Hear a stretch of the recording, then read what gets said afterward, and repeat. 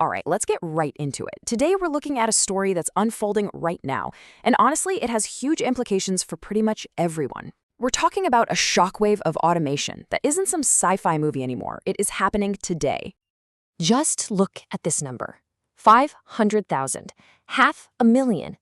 This isn't some guess or a wild projection for the future. No, this is the actual number of jobs at the heart of one of the biggest workforce shifts we've ever seen.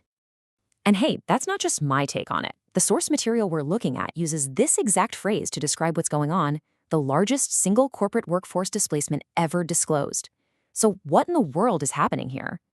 Well, it all comes down to what the sources are calling the 500,000 worker problem. Let's really dig into the specifics of this massive plan, because it's a big one.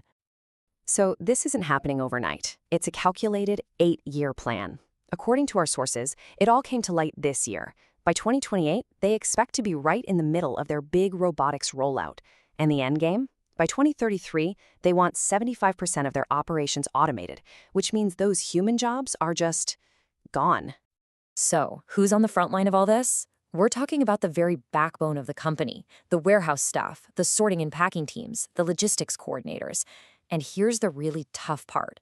The sources point out a pretty grim future for workers in their 40s and 50s.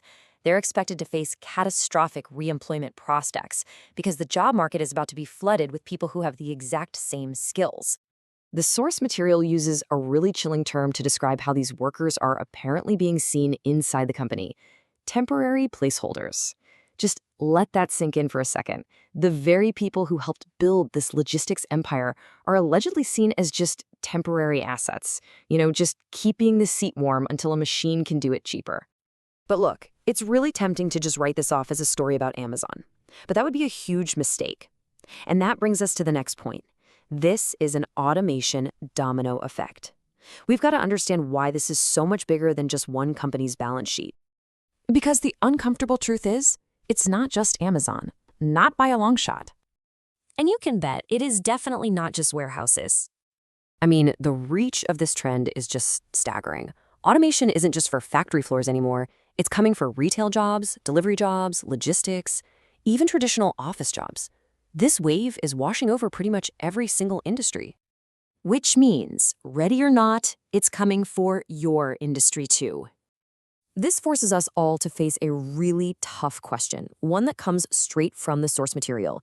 If your job just vanished tomorrow, what would you do? No, seriously, take a second and think about it. What's your plan B? That question, it really brings us to a fundamental choice. It's a question of control. Are you going to just sit back and wait for this change to happen to you, or are you going to start making changes of your own? You can really see the two paths forward here. On one side, you can wait for the robot. You can rely on somebody else's corporate decisions, face all that uncertainty, and just hope for the best. Or you can choose to build your own future, create your own income, take control of your destiny, and build something that is actually yours. One of our sources just puts it perfectly. The worst thing you can do is wait for someone else to fix it. The best thing you can do is start building something that's yours. Okay, so if building something is the answer, how in the world do you even start? Well, that brings us to building your own future. And we're going to explore how the exact same technology that feels like a threat can actually become your greatest tool for empowerment. The source material actually highlights a specific path for people who want to take control, and it's all about using online tools. One resource they mentioned is a site called instantsidebiz.com. Now, the approach described here isn't about becoming some kind of tech wizard. It's actually a really simple path. Step 1, use the smartphone you already have. Step 2, learn a proven method for starting an online business. And Step 3, start taking back control of your own financial future. Simple as that. And what's really interesting is that the source material stresses how easy it is to get started. It says the main things you need are a smartphone, an internet connection, and, well, the drive to build something for yourself. It specifically says you don't need any special tech skills or a college degree.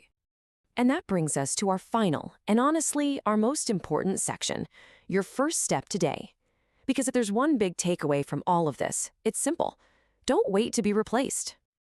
So what does that first step actually look like? Well, the resource suggested by the sources is instantsidebiz.com. It's presented as a place to just start learning. The whole point is to take action now, not when your back is against the wall. So this leaves us with one last big question. After everything we've looked at, the choice is really yours. Will you be a temporary placeholder, just waiting for a robot to take your spot? Or will you decide to be the architect of your own future? The chance to make that call starts right now.